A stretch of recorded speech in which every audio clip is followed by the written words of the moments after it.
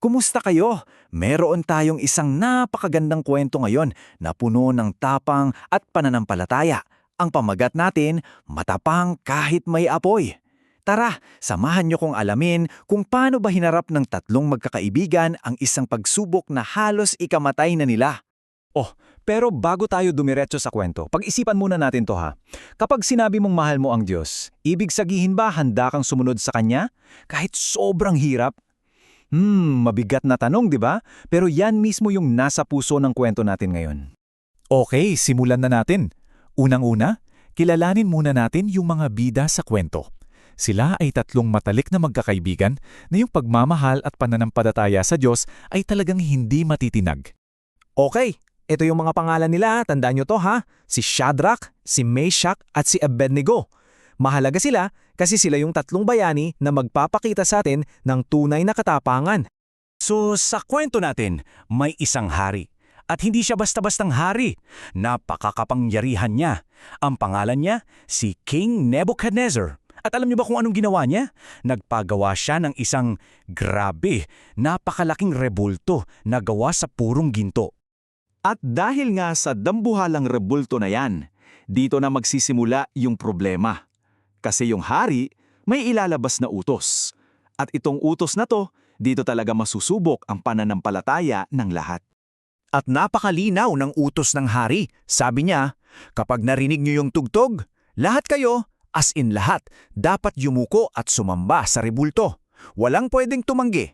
Ganun katindi yung utos niya. So anong nangyari?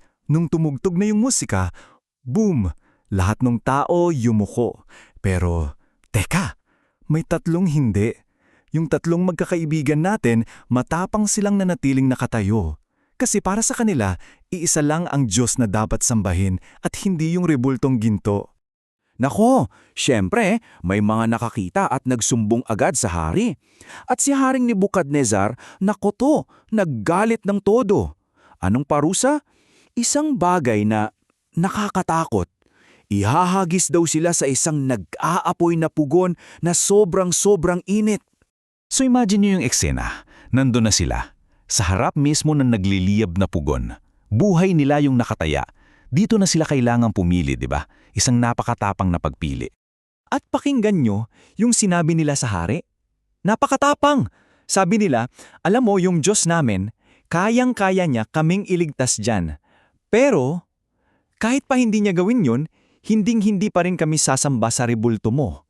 Wow! Grabe yung paninindigan, di ba? Dahil sa sagot na yon, lalong nagalit yung hari. Itinuloy niya yung parusa. Inihagis sila sa apoy. Pero dito na mangyayari yung hindi inaasahan.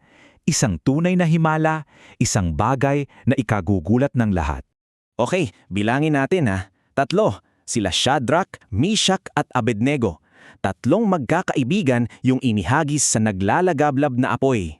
Pero, nung sumilip yung hari sa pugon, napanganga siya. Hindi siya makapaniwala sa nakita niya. Bakit? Kasi hindi na 3 yung tao sa loob, kundi 4. Sino yung pang-4? Well, yung pang-4 na yun mismo yung himala. Kasama pala nila ang Diyos doon sa gitna ng apoy. Pinoprotektahan sila, kaya hindi sila nasusunog, hindi niya sila iniwan. At ito yung pinaka-amazing sa lahat. Nung pilalabas na sila, lahat gulat na gulat. Walang kahit isang hibla ng buhok nila na nasunog, ni amoy usok, wala. Para silang hindi dumaan sa apoy. Ligtas na ligtas. Grabe yung kwento, no? Pero ano ba talaga yung aral na makukuha natin dito? Bakit mahalaga to para sa atin ngayon? Ang kwentong to, pinapakita niya kung anong klaseng pag-ibig sa Diyos meron sila. Isang pag-ibig na una, may malalim na paggalang.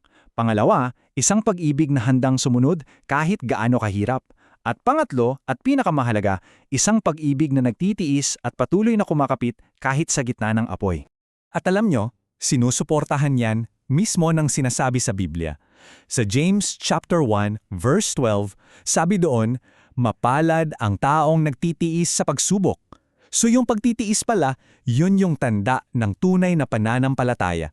Kaya bilang pangwakas, gusto kong iwan sa inyo itong aral na to. Isa puso natin ha, sabihin natin ng sabay-sabay para mas tumatak. Ang tunay na pag-ibig sa Diyos ay hindi lang kapag madali ang buhay. Kahit may problema, kahit may takot, kumakapit pa rin tayo sa Diyos. Yan yung aral na sana'y baunin natin palagi.